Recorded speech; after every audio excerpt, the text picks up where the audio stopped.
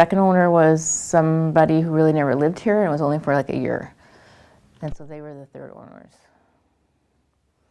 And the story goes that the whole garage was full of beer, top to bottom. And then the furnace had exploded, so everything was like black, and they had to wash all the walls and everything. So. That's interesting. And at the time, you know, Frank Lloyd Wright was very out of favor.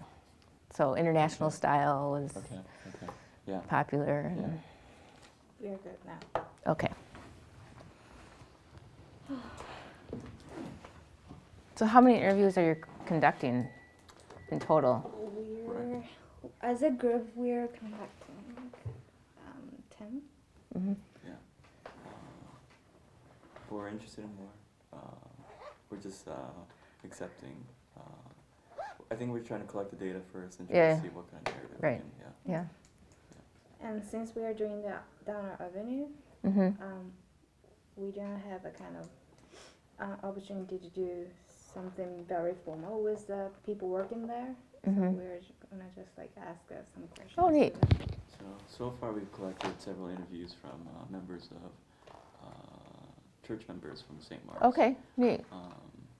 And so we're going to try to get, we will get Sendix, the theater. But we're still trying to think of a specific theme to the documentary, but I think overall we're trying to understand ourselves in relation to Downer and Downer in relation to people who are very familiar with the area. Right. So when we say historic, the historic Downer Avenue, we come with preconceived notions of what makes Kew historic for us, and we're curious what Kew's historic for you, and that may be architectural features, that may be simply memories, people, something of that. Okay. It's very interesting. We actually We have a couple of Yeah. forms just Oh, to sure. say, yeah. works. Right. This I have a is the pen. short. Thanks. And I don't have my glasses on. That's the short one, I think. Yeah. It's. Thank you. I have to get glasses. I'm old. You look really young. I was just telling him, like, she really looks young, so I know what age she is. So, what? So I'm 49. So.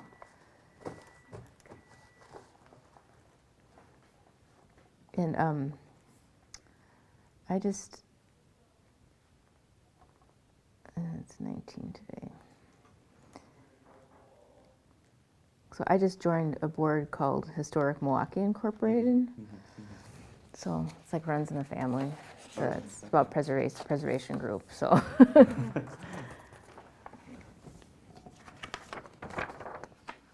This is saying that your interviews are going to be used for that. Yeah, I got it. The date. I remember it was made by me and you, and 6/19.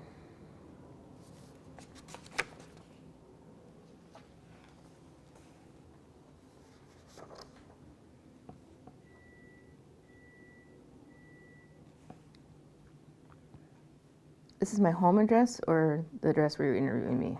Home address? Home address. So I'm on Downer too, but in Shorewood, so that would have been too long of a walk for you guys, so I thought this was the most convenient. This is just a paper For me. From my, Okay, there you go.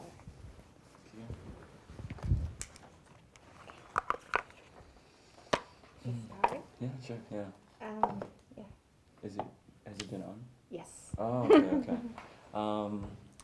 We'll probably cut off the beginning part. But Sure. if you could begin by saying what your name is, what you do, and your relationship to Milwaukee. Okay, so my name is Margaret Howland, and my maiden name is Elsner. And I was born in 1964, and from the hospital I was brought home here to this house on 2420 North Terrace Avenue.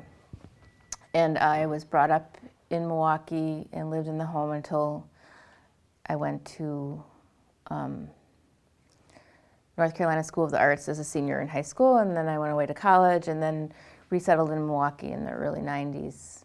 on the east side, and now live on Downer Avenue in Shorewood, but my shopping area is Downer Avenue.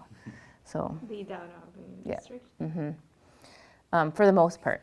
So it's been most of my life in this Right. area.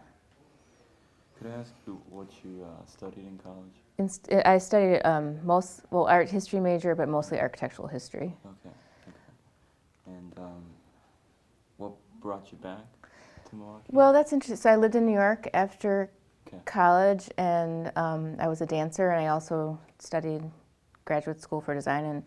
And I was my boss quit in New York. He was the CEO of the company, and so I thought I was in advertising, and so I thought, well, I'll go to Milwaukee and I'll end up find a job in San Francisco or somewhere else. And I found a great job here in an interesting company that I'm still with. I was dancing with a dance company as well, and then my husband and everything just fell into place. So I see. lived about, 3-minute drive from where I grew up. So I never expected that, but I really love Milwaukee. What job did you get over in Milwaukee? And Here? Yes. So I work for currently a company called Brass Light Gallery, and we manufacture decorative lighting and also sell antique and vintage lighting. So it was a job where it's a for-profit, but I'm dealing with design every day. So that was kind of a nice combination. And I do marketing, product development, product design, and sales. So just a nice combination of my skill set. Has anyone asked for lighting consulting from anyone from Downer Avenue, or have you ever? Well, we a long time ago. You can still see some of our lights on Downer. Oh, really?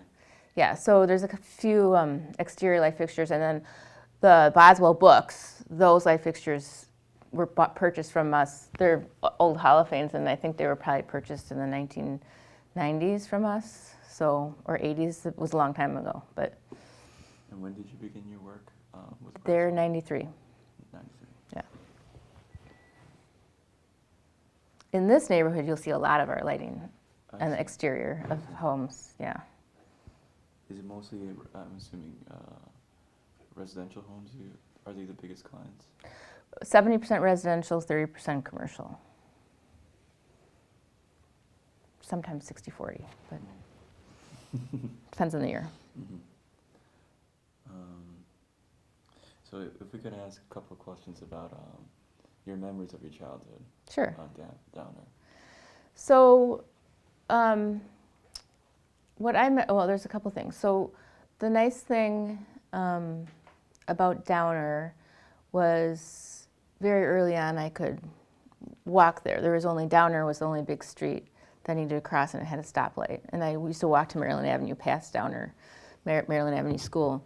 There's I don't know if people have talked to you about the popcorn stand. Yeah.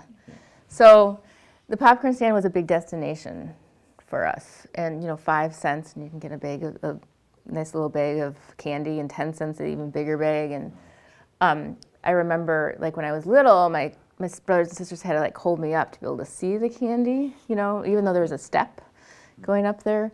So that was kind of a destination for a lot of the kids in the neighborhood, and we'd walk or bike there. And there used to be a dime store that had everything that you could possibly imagine.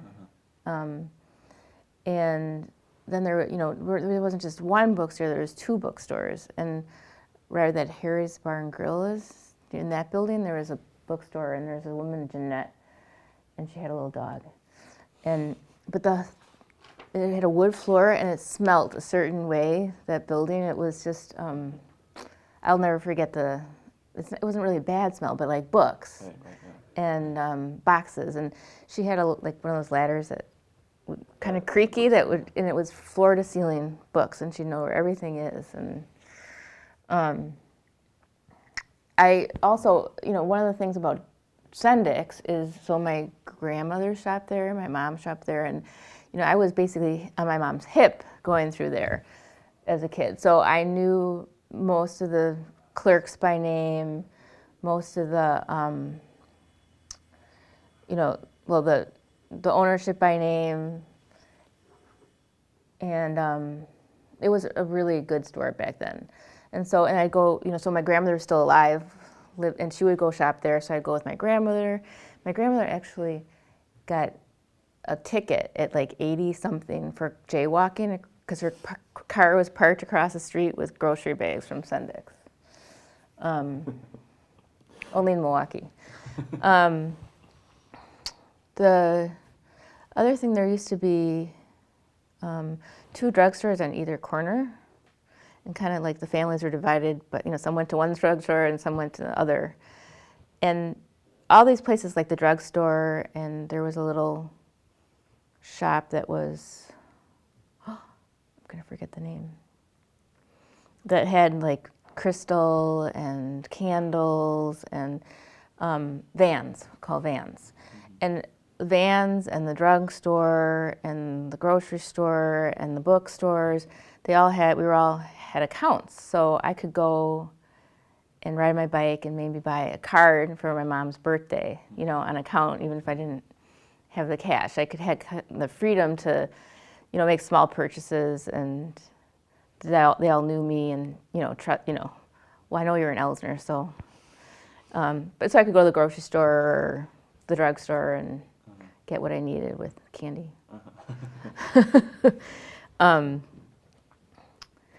And let's see, the theater, I didn't go to the theater that much until I was a little older, because it was mostly adult films there.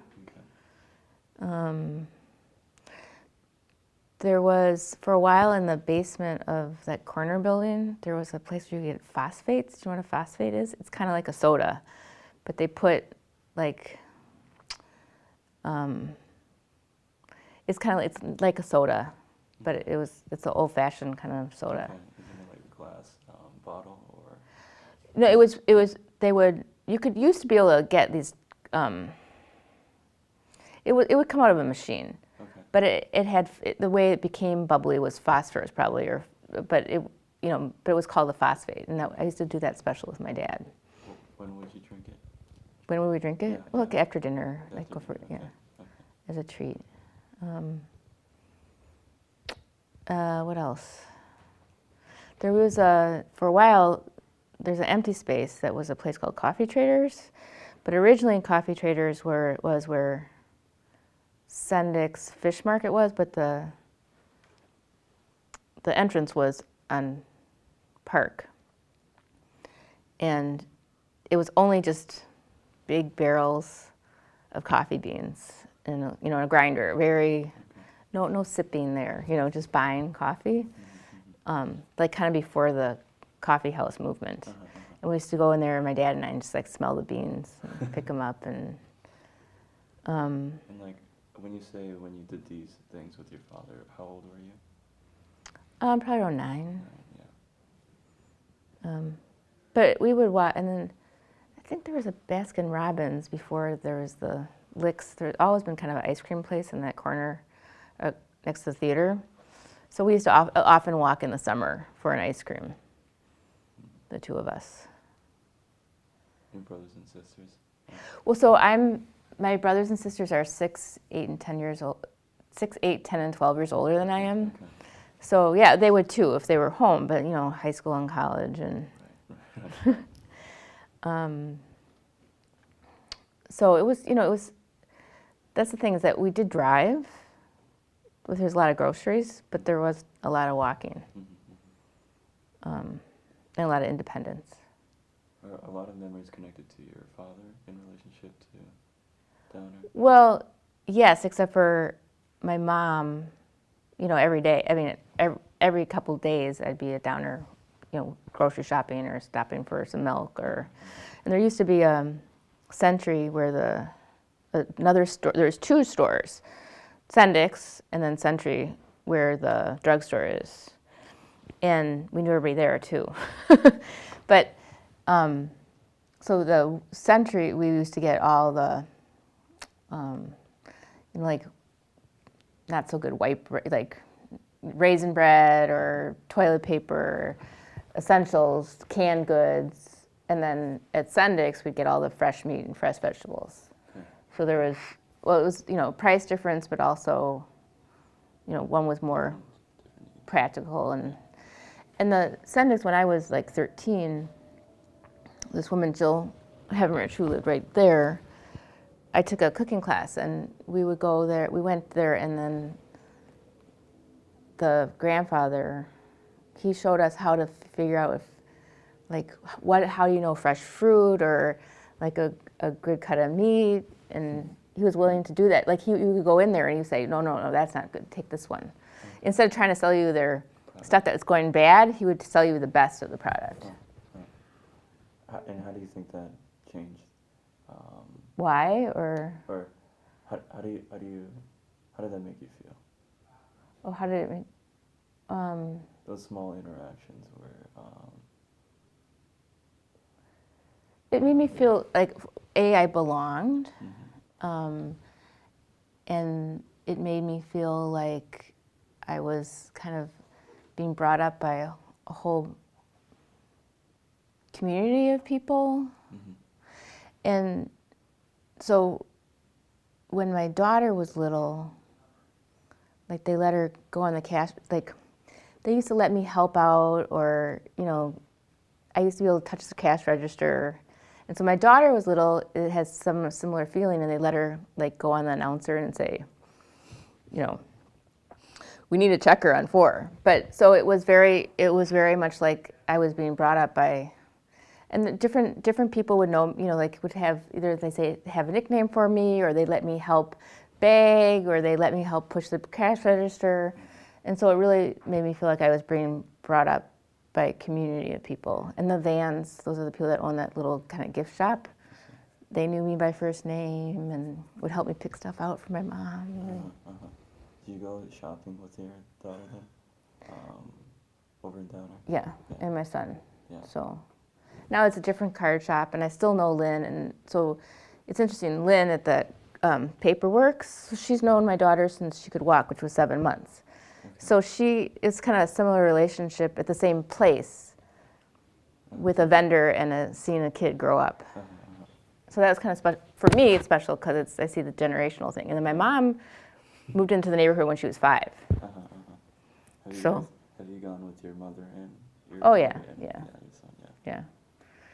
So my kids go with my parents now. So, Okay. they're over here. My niece is here today. I see. So what else about Downer? So it's definitely less vibrant than it was. It was more, that's where all your necessities were.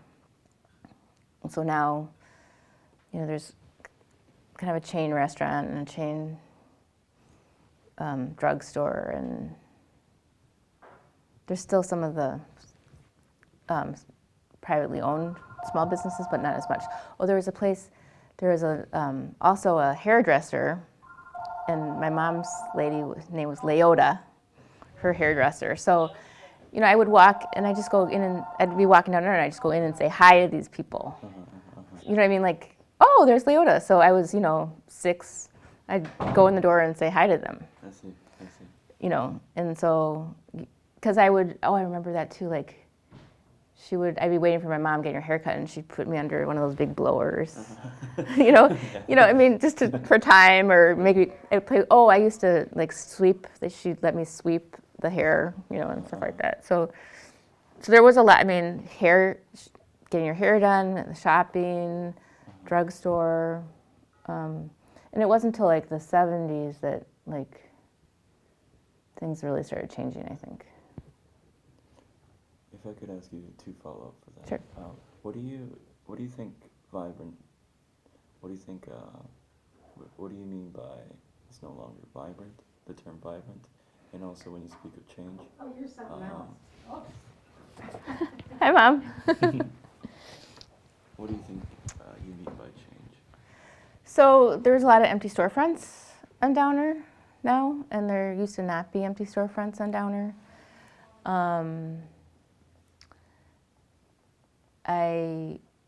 So that makes me feel less vibrant, and I think there was one landlord there who rather have the spaces empty than from what I hear, than fill them because he wants to get good rent or he can write off the loss. So I think part of it is ownership of the property that has caused like the vacancies. And so, now people in the neighborhood go down to the Metro Mart or they go even to Sendik's in Whitefish Bay sometimes because the grocery store isn't as good anymore. So there's not like the route places to really have to go there. And then they tried retail like organic, shopping, and things just have not really quite gelled. And then there's some, national businesses or chains in there, and they don't seem to do well. And so it's just not as much of it's there's now some restaurants, but it's just not really more. It's not I guess vibrant is like a walking.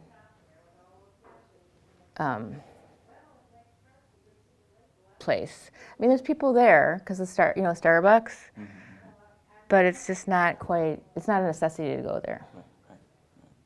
It's not part of your everyday lifestyle because there's other choices, but also because I guess it's just not as compact.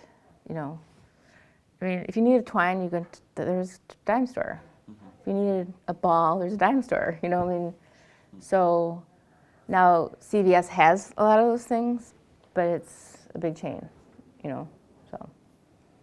Where do you think for you that the new Downer is?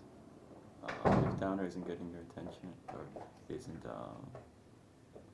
it doesn't have that same sense of presence. I'm curious where Hello. Am I allowed to listen? Yes. Okay. She'll correct me too. I guess it's kind of the hit or miss idea. Like, so you have a store that's busy and has been there for a while, and then you have something empty, and then you have something, that's been successful, or then you have something new that doesn't last. And so I used to be able to get anything I needed in a Downer, whether it be a present, a plant, a mousetrap. And I still can, but it's limited. It's more limited. So is there another avenue or street in Milwaukee that feels like a Downer to you? Can it be replaceable? Not really. And I think similar things, bigger, more parking lots, bigger drugstores. The similar thing is like an Oakland and Shorewood is similar as far as it's kind of hit or miss. If you did everything back when you were a child, well, and you say you still frequent Downer, where do you frequent? Now? Yes. Sendik's and the hardware store. I still like the hardware store. The hardware store still has kind of a small, personal feel to me.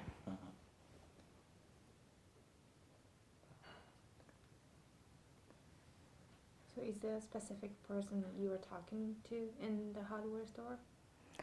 No, but I don't know them by name, but it's the same guy pretty much all the time. So Sendik's makes me sad. So one day I had to bring back strawberries because they were bad, because the produce isn't very good. And I know the daughter, I went to school with her, Mary Jo, and I literally burst into tears telling her that I might not be able to shop here anymore because of all the bad produce, because it's an emotional place, because I grew up there. Right. Do you remember the ladies' names that were so nice at the cash register? Well, there were several. Yeah. They were there for years. Years. I don't remember the name. Yeah, and they were like parents to me. Well, they were Yeah. lovely. Yeah. The little ones come around and help Right. push the cash register or whatever. Yeah, that's what I was talking about. They're- Yeah. Yeah. Do you have any photographs of yourself, your family over in Downer, at the theater, a popcorn stand, or? That's a good question. Do we have any photographs of us and Downer like at the popcorn stand. Kate might. I doubt it, but she might. More likely Lake Park than Downer.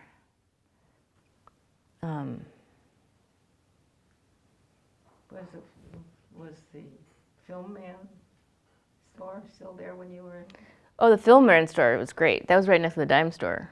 What was his that called? name? I can't remember. But a camera store, and he was really good.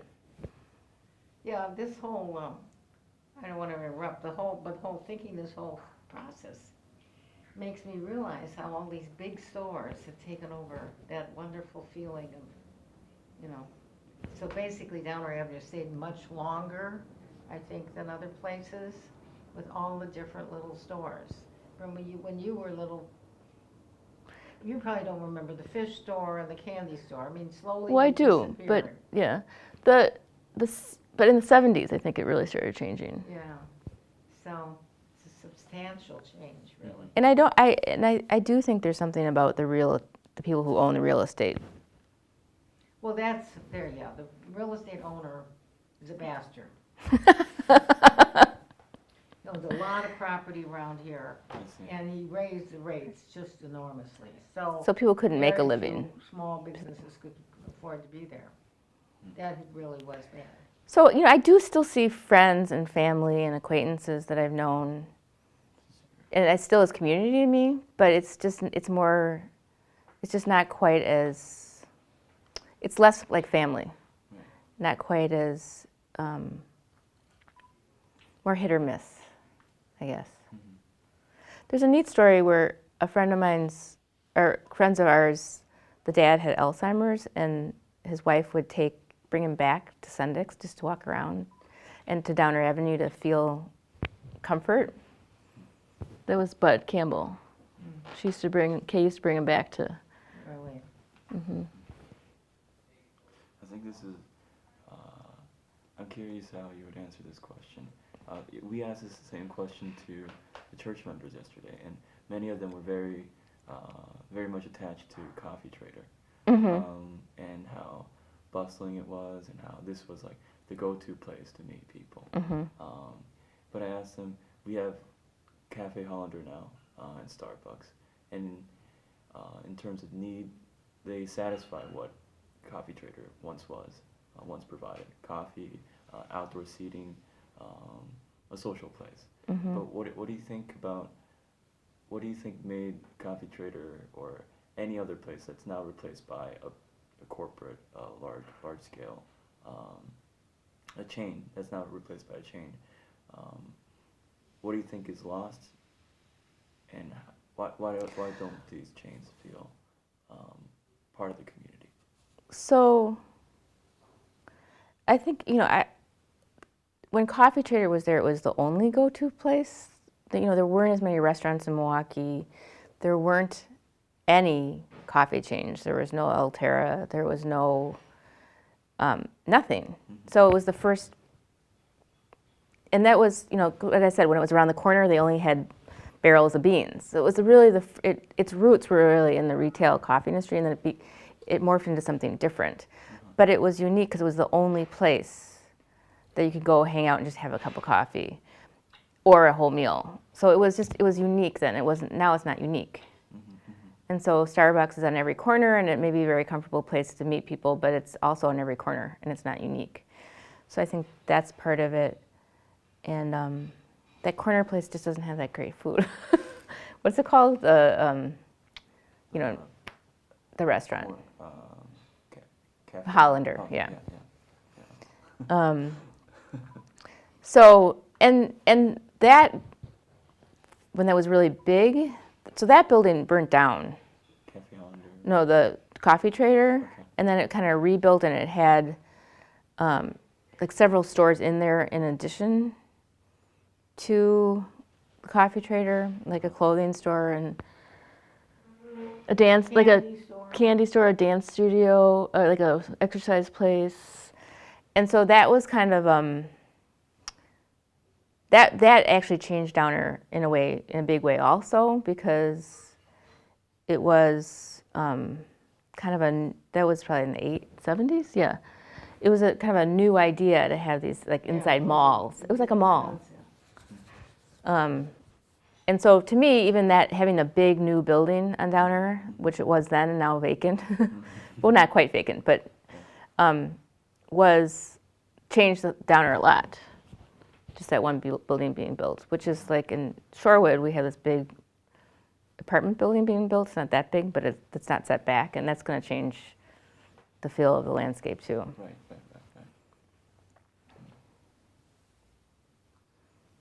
I'm curious. When you think of Downer, what you first visualize? What comes to mind? Well, that's interesting. I think it's there.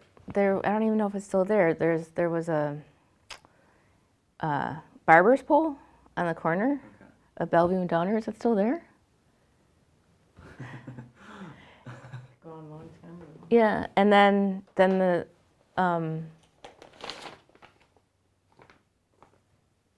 probably wait, my memories or today? Either one. Memories. Well, so that pole was really Yeah. the The barbershop pole. You know what we're talking about? Yeah. Spoiler. Yeah. Was Jeanette there when you were there? Oh yeah, Jeanette. That's more of a smell memory to me, and the floor, the wooden floor. That was a bookstore. Yeah. And so the barber pole, obviously the popcorn. I think I remember just more of being outside Baskin Robbins and licking ice cream with my dad. Okay. You know, like, and I think the awning in Sendix, like, you could see the awning from down the street.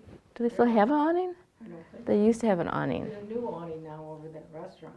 Yeah, they used to have an awning. So I think, remember green, was it green and white? Yeah, I think it's still there. Yeah. Actually. And then probably the chairs in the beauty shop, Okay. like the size and the feel of the plastic or leather, and then the plastic coverings. That's right, you used to go to the beauty shop with me. So it's just like it had like because when I was little, I could like it was like a big world, one of those chairs, and I would probably try to sit there most of the time and be good. But and then I got bigger, and so it's kind of I grew up in those, and then finally I was getting my hair cut there, so I kind of grew up in and so I became. They were so big, these chairs, and then I grew into the chairs.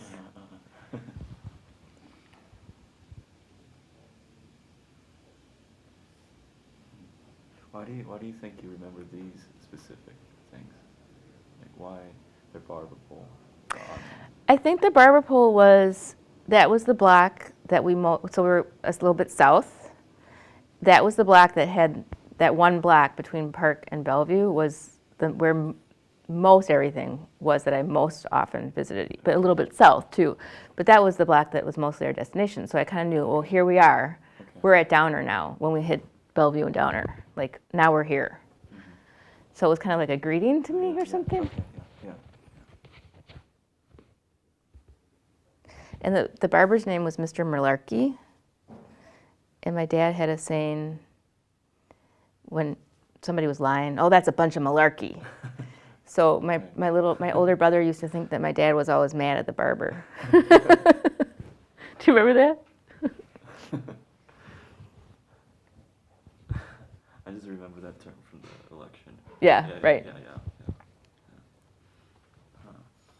And you say smell. The first thing that comes to mind would be the bookstore smell. Yeah. And Well, yeah, the popcorn wagon too in the summer. could you describe that smell? Those smell. The popcorn wagon. Popcorn, yeah.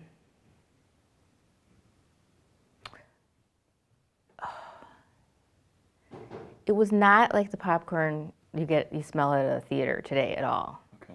Just totally different. And I think it's because it was real. It was not as overpowering. I think because it was real butter. Uh-huh. And depending on whether they were popping or not, it would, because they wouldn't pop all day, it would have fragrance at some times, but then not at others. But then if they weren't popping, then the candy would kind of come through over, the sweetness of the candy would come through over the popcorn, but if they were popping, then it was all popcorn, and then you couldn't really smell the candy when you were picking it out until you got it into the bag, and then they had these little white bags, and you'd carry the bag home, and so yeah, so it was a mixture as you approached it. Okay. It depended upon whether it was, and it was so a mixture of sweet, salty, and then the butter. Is that?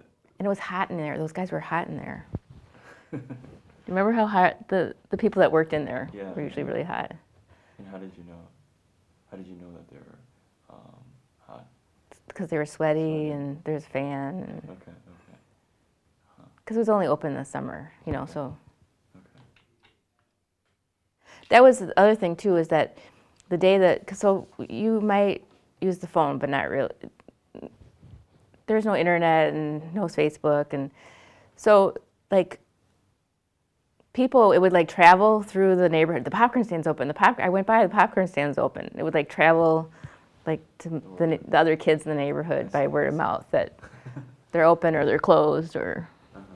And when did they open? Usually, I don't know, sometime in June, when school got out probably.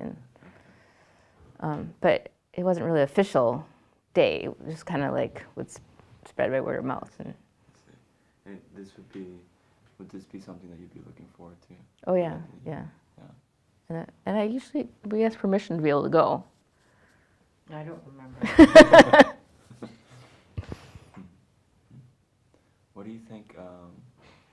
Continuing like this, trying to capture like the sensorial experience on Downer. What do you remember hearing, or what do you hear when you think of your memories of Downer? Lower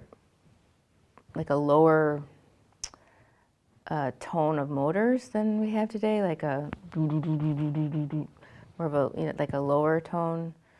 I remember brains and gizzards, brains and stomach. What's the stomach called? They had cow brain. They sold brains, sweetbreads, livers and things that you don't see in the meat case anymore. Okay.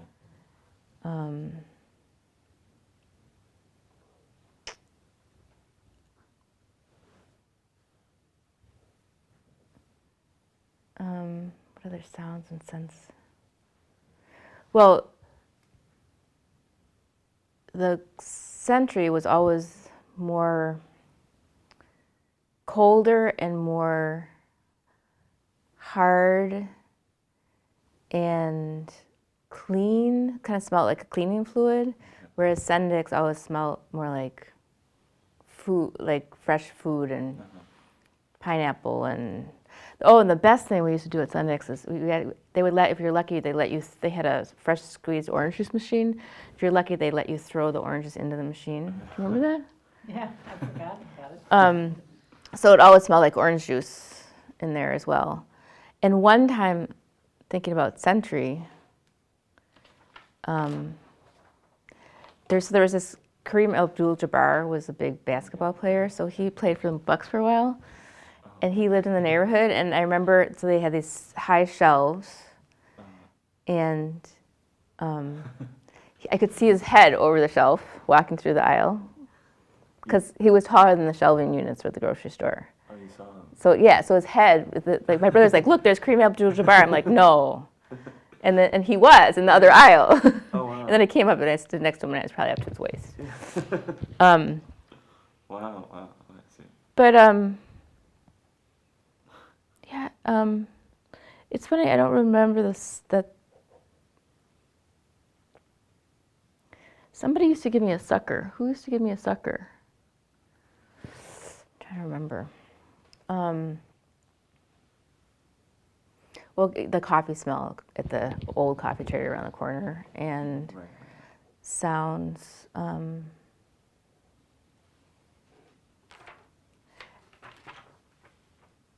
the paper, like the paper bags being unfolded and being opened by the Okay. merchants at Sendix.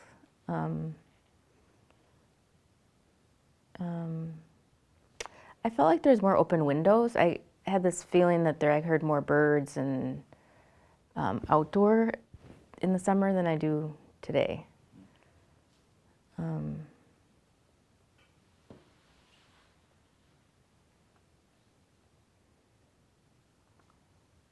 In Sale, remember Sale? The guy that started, the manager at Century, Sale. I don't remember the name. He was the guy that started the bike races. Yeah. Yeah, so I feel like I remember more. It's more like texture, because I was little, so I would remember like the texture of the pavement or the heat of the pavement, because I was. Was the post office still, do they still have a post office on down Not when I was little. It was part of the Van's gift store. Oh yeah, no, you can still buy stamps and post there at Van's gift store. Yeah. That was just like crowded, totally crowded with stuff. Yeah,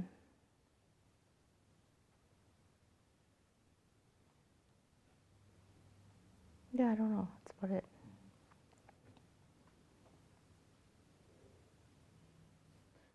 If you describe Downer in 3 adjectives, how would you describe Downer in the past, in the now? In the now. In the past,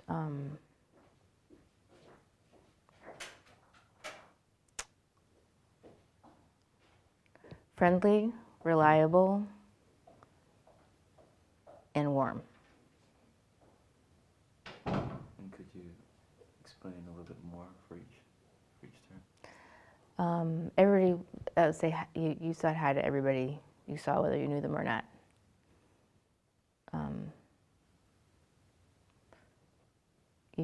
And then the next one, you could trust in everything. You could trust in the products and the people, that you were getting a good value, you were buying the right thing. Maybe that was naive of me, but that's how I felt back then. That if somebody bad was following me, I could have gone into any one of those stores and they would have protected me.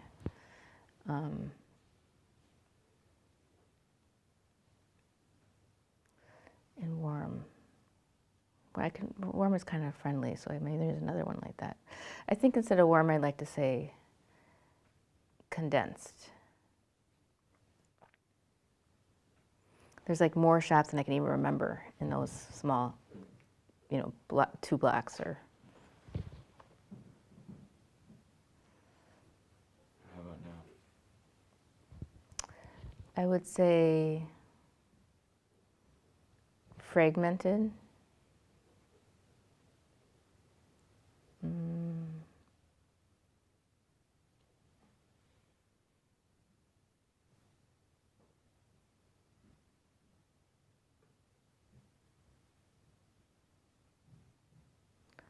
trying to think of the word.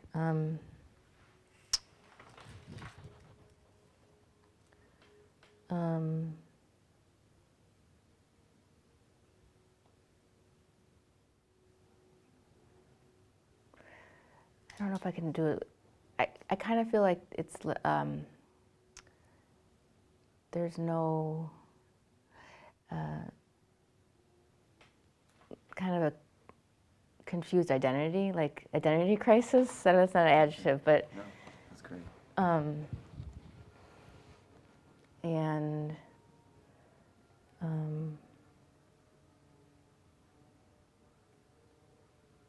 it's still a neighborhood, so still like center of a neighborhood.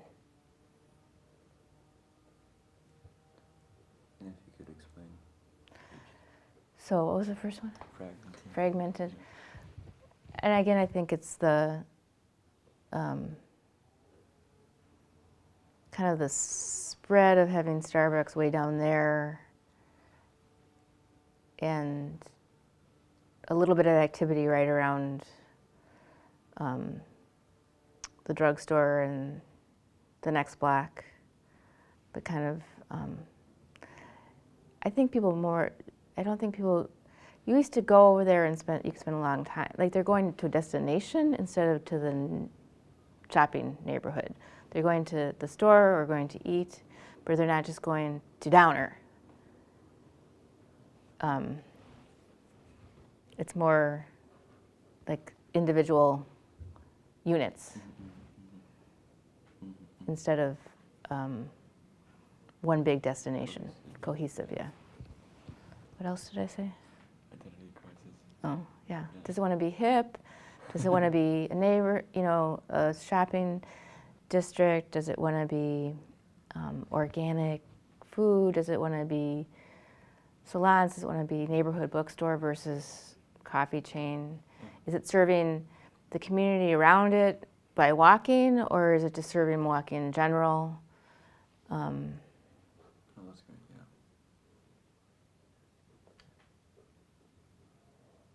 What was the last one? Neighborhood. Oh, yeah, so I still think for a lot of the people who, there are a lot of apartments, and for a lot of people that live there, they're walking. And so I still think it serves as, for some of those people, the walkers, not necessarily the drivers, as is their main shopping area and also neighborhood.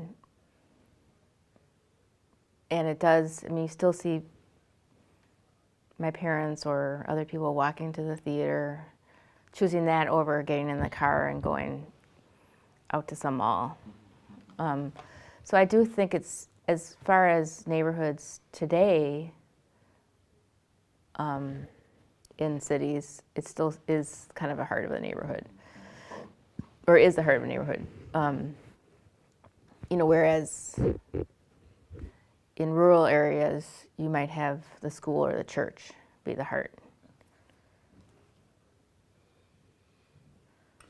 Keeping that in mind, what do you think, how do you think your daughter or son might describe Downer?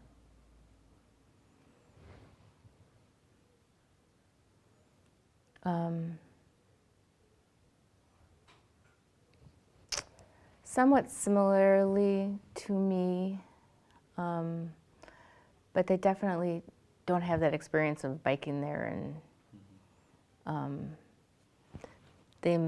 when they were littler, they probably had somewhat similar experience of the same people talking to them over and over, but there's not as many stores that they had. There's like probably 3 stores they had relationships like, instead of 20, 15, and they never biked there to get stuff by themselves. They never called, went rang on a doorbell and said, "Do you want to go to the popcorn stand?" So they don't have kind of the independence. I mean, if we lived a block away, maybe, but we don't live that far, so. What do you think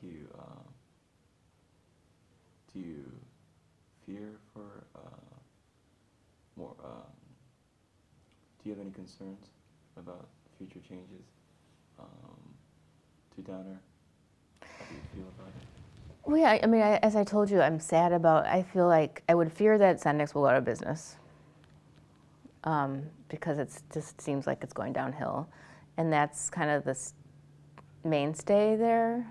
There was 2 drugstores, then 1, and then 2 grocery stores, and then 1, and then, so I think it's, if Sendik's moves, I don't know what it's going to be unless another grocery store moves in there. Then it's either going to become like, what's that place in Connecticut? I don't know if it's going to be like downtown, like Westport, Connecticut or something. They have the Gap and Restoration Hardware, and it could have a potential to be that kind of place. But I don't know if Milwaukee's kind of conservative, so maybe not. But they have, all the kind of semi-higher end chains. It could become that, or it's going to be a lot of vacant.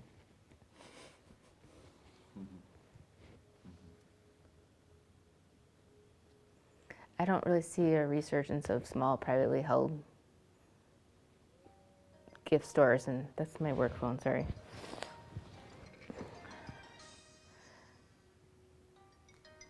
And it's the owner of the company.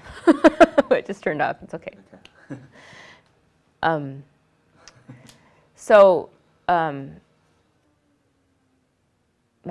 phone rings, my desk phone rings concurrently with my work cell phone, where so they can get me anywhere.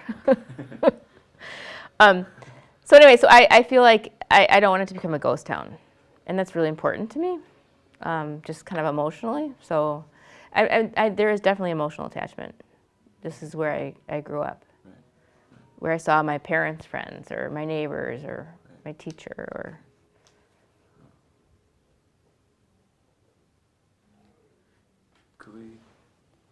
Could I ask you a little bit, a few more questions Sure. about the anecdote about you going back to Sendix with the strawberries? Okay. How she responded to you being upset and at the same time not wanting to let go? So I had this overwhelming feeling that I want them to be successful, but I also want what I got in the past. And not so distant past. I mean, even when my daughter was young, and so, even 15 years ago. And like we used to be the best meat in town too. So I could sense that things were changing in that. And so A, for Mary Jo, because it's her livelihood, and B, because I want to hold on to something that is so important to my life, I just burst into tears. And she said, I know, I'm sorry, and we'll get you new strawberries. I said, no, Mary Jo, that's not the point. The point is my mom's friend Nikki, and my mom's friend Jill, and my mom's friend Nat, and my mom's friend this, and my mom don't shop here anymore unless they need one or two things. Otherwise, they're shopping somewhere else, and that makes me incredibly sad. So I don't run into those people that I used to run into there too, even though they're older. But so. How did she respond to you saying that? Well, she was trying to be. She gave me a hug, and then she was trying to be, customer service oriented, and she said she heard me, but there's nothing she could do. So it's really run by her brothers. So. It's run by the brothers right now. Yeah. And is she still part of it? I don't know if she's they own another store or two, and I think she's mostly working at the other store now. She used to do all the deli stuff. Okay. I'm sure she didn't get paid as much as they did either. Uh-huh. So she always did all the hot food in the deli and things like that. And so I think now she's basically working at this other store. Could you get a sense of how she felt about the change? I think she was very aware, but had no power. And I think it's like leftover sexism from Italian sexism, really. That's how I read it, but that I could be making that up in my head. But I'm sure she didn't get paid. She should have gotten a third of the business. She's a third of the family, but I'm sure she didn't. So. Did you ever get a sense of how the brothers thought about it, or? No, I don't think they really let on too much about it. I mean, one time I tried to return something, and then he was like, "That's the way it's supposed to taste." I'm like, I can't remember what it was, but like I've been eating this for my entire life. This is not okay. I can't remember what it was, but like he was trying to convince a 40-year-old who likes to cook. So that was kind of like, just take it back and give me a new one, or just give me my money back. So that would never have happened in the past. He recognizes you though. Oh yeah. So. And you still say you shop over there? I do, because it's right on my way home. Okay. But for a while I was going to a place, the Metro Mart downtown, to avoid it because I was so disappointed so many times in a row, and I didn't want to go back and get my money back. And how long ago was this anecdote? The anecdote was probably 5 years ago. 5 years ago. Yeah. And when do you think you stopped consistently going, I guess? About 2 years ago. 2 years ago, okay. And now, So what I saw was coming. The thing is, what I kind of saw coming down the road has kind of happened, which is sad. Right.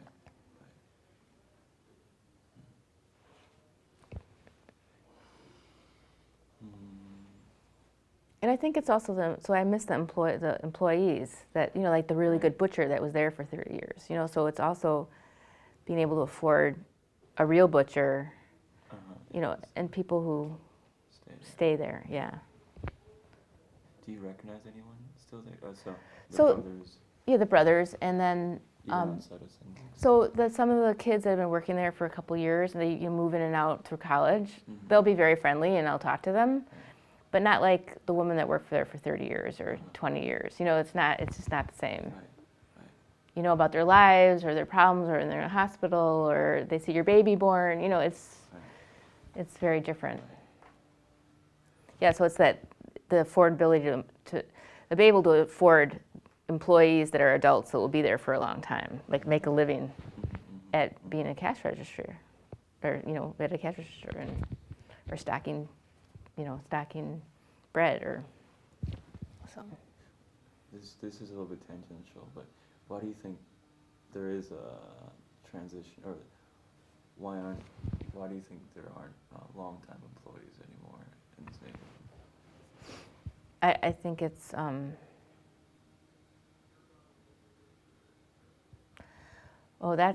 you'd have to ask somebody from the Pew Research Center that. because I think it has something to do with economics and the, retail pay for retail.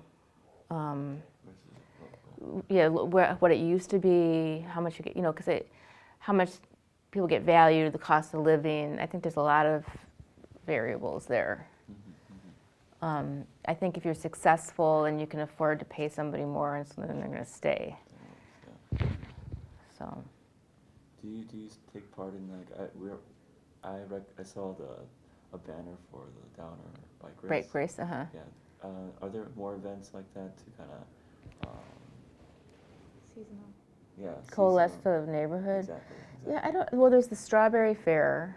Okay. Did you hear about that? I don't even know if they still do it, but that's at the church. Okay.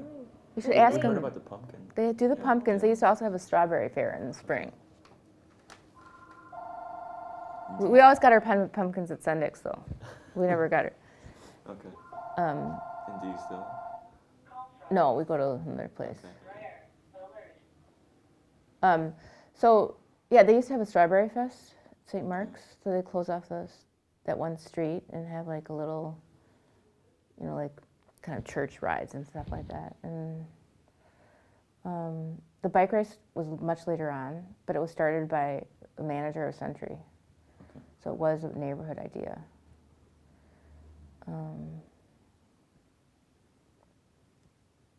And the other thing that used to happen was not quite there, which is more like fireworks in Lake Park and things like that would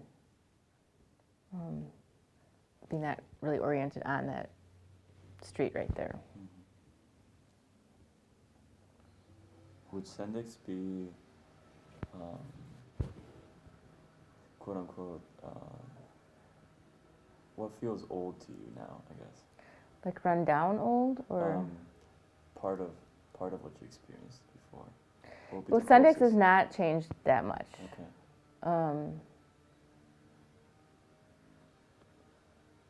Structurally. It's the So same. more exterior structure is the same, and interior structure is different. Okay. So you can kind of, like in the CVS, you can kind of still feel the Century that was there, because it was just, a kind of a block. Would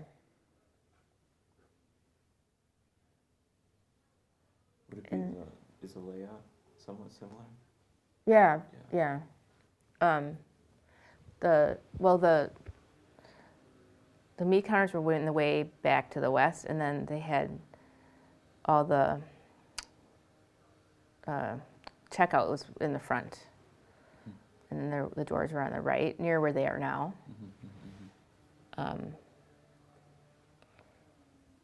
And yeah, so the meat counter was in the way back.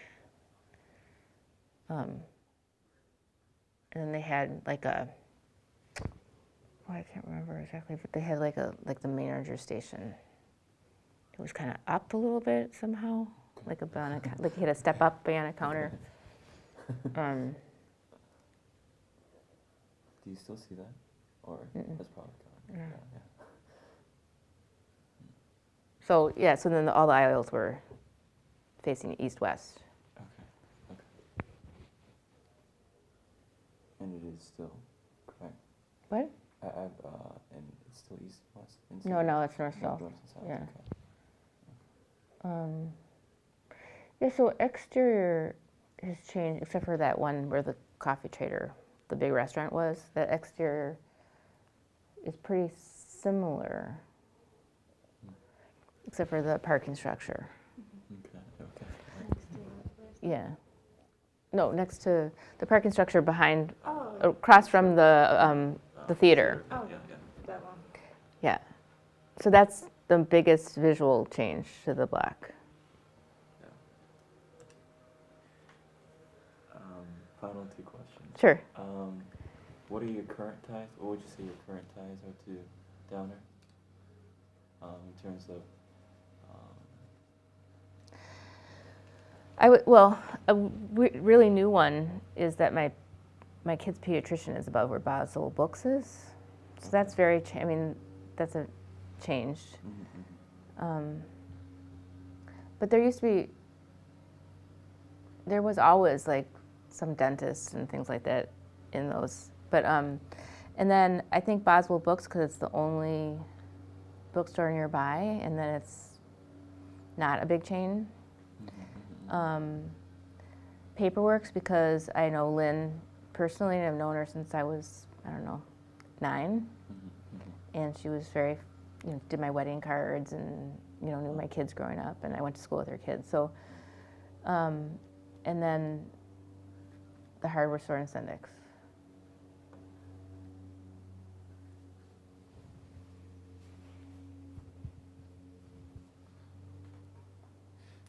And so we kind of see ourselves as kind of just like we see ourselves as facilitators, I guess, for community members in relation to specific sites. And we're most curious about what kind of product you hope. So we're interested in creating a documentary for the community.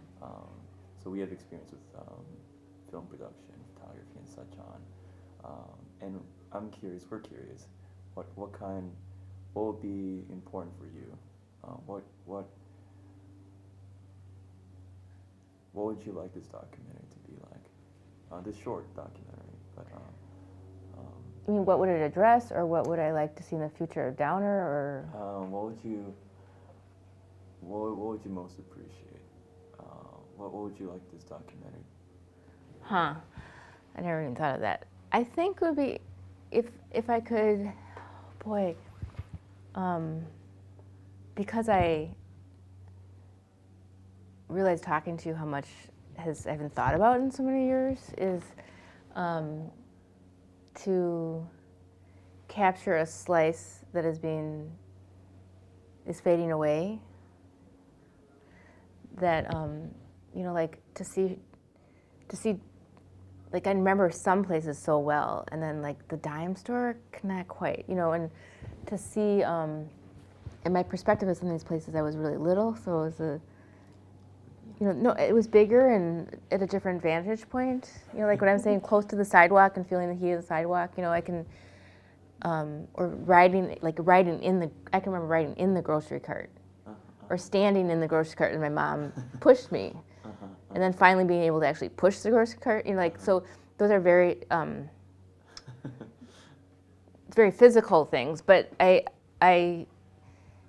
anyway, so I think it would be nice to be able to capture, like some of the things, my mom didn't go there very often, but she lived 4 blocks away because they had maids and they used to deliver. I see. but like she lived in this neighborhood for, over 80 years. So so to see, kind of like it'd be interesting to see how things are fading away, but also like some kind of overlap of how things change over time, just even visually or inside, interiors-wise, like inside the store. They used to have ice boxes. They didn't have refrigerators in grocery stores. They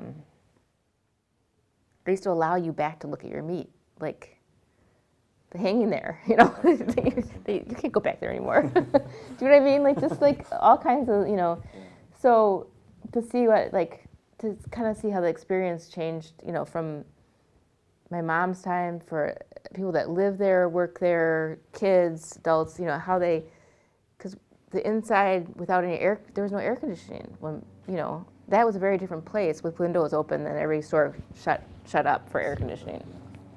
So anyway, yeah, so it kind of was an overlap of how things changed, like a flip book. Somebody's. Do you think you'd be interested? Would you be interested in us taking photographs of you? Not really. But I don't. The old spots. What? Oh, I'd do that. I'd do that. I don't like photographs of myself, but I would do that. Yeah, Yeah. Maybe like a picture with Lynn, picture by over at Sendix or wherever you. Where the popcorn stand isn't. Popcorn stand is. Yeah. No, yeah. I mean, and the in and out of Sendix, that hasn't changed for a long. Like the door, the idea, the turning and coming out. Right. It used to be a little different, but. It's largely Same. It was a little different, but same place. No, I would do that for sure. Yeah. So the other thing I was just thinking, curiously, is the things that we didn't buy over at Downer. So like, the milk was delivered, and we used to put ice cream on the delivery checklist for the next time. And my mom never wanted ice cream in the house, but so there's things that like dairy was delivered and put in the milk chute in the back. Right. So. Until they stopped delivering. And they used to wake me up every morning, and my mom would get mad because I'd be up at 5. So there's also things like that. Like my mom's experience at Downer is different because they had everything delivered. So she didn't go to the grocery store with her mom very often. She only remembers going with her grandmother a couple times.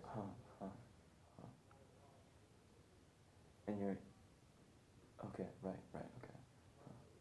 Her grandmother. Right.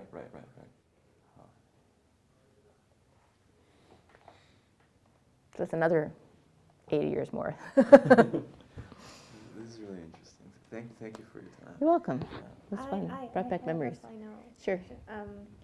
Is it like the people in the Downer Avenue called you by your nickname? What was your nickname? Oh no, they called me by Your first my name? first name, but some of them did have nicknames, and I'm trying to remember what they Oh, were. But yeah. they did have nicknames for me. Mm-hmm. Like, I don't know, Sprout or something. I don't know, but they did, different people did have Right. Little One or, Right.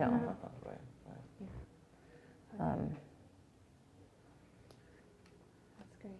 That's kind of I wish I really remember similar more. to my experience in my Your hometown. Yeah. Yeah. Do you miss it? I actually miss it. Yeah. I don't have it like in a larger city. But I lived in Tokyo, so Right. I didn't have that kind of experience in the city. I'm sure like Some little neighborhoods in New York are still like that in a way, but it's still hard. When I moved back from New York, I danced with a dance company then I became board president, which is a whole other story. But for about 15 or 16 years when I moved back to Milwaukee, I was with the dance company. So getting together with the same core people for 20 hours a week was a different type of community, but it kind of replaced, what I used to have on Downer, which was reliable, friendly, close. You know what I mean? My kids have it in our neighborhood now, but just more as a residential. In Shorewood, they can go there's 12 kids in the block. My son just walks out and plays. He doesn't have to do play dates or. Okay. What kind of dance do you do? I was a modern dancer, baby ballerina. I'm a modern dancer. I wanted to make less money doing my art. Do you still dance? I don't. I would like to. Yeah. I run and then I do yoga. And last year I got to set a piece that I had made on another younger dancer, so that was really fun. So I got back in the studio for a little bit. It's more about a time, financial, job commitment, kids, soccer schedules, and I do believe, however, and some people think it's a little much, but that part of the reason I'm a dancer is growing up in this house. It's really movement. We used to run around. I mean, it's a very movemented house and a lot of rhythm and. Did you study Frank Lloyd Wright? Pardon me? You said you did architectural studies? Yeah. Yeah. Did you? What was your focus for undergraduate? I took mostly architectural courses. That could be anything from ancient Greek architecture, Okay. Egyptian, and then I did a lot of. There's a guy named William Geordie. He wrote a lot of books about industrial kind of architecture on the East Coast, and so he was one of my favorite professors. And I did a lot of modern art too. But it was funny. He came to Milwaukee to visit. There was a conference for Frank Lloyd Wright, the National Conservancy for Frank Lloyd Wright, which is not Taliesin. It's a national organization to save Wright homes around the promote preservation, and my mom was actually a founding member of that. But anyway, Of the association. of the Frank Lloyd Wright Conservancy. Okay. But he came to town for this big conference. This was in '95. So I'm in the bus. I spent like a couple days with my old professor, and he's like, "Wow, Milwaukee has all this great industrial architecture." I'm like, yeah, because he's so provincial being on the East Coast. Like, he talked about Philadelphia and Boston, but he had no idea. He's like, I had no idea. I'm like, well, you're almost retired. You better start coming back to Milwaukee and writing a book about, so it was very funny. This awakening of this, 75-year-old professor. So that was funny. Something is in the Midwest. Yeah.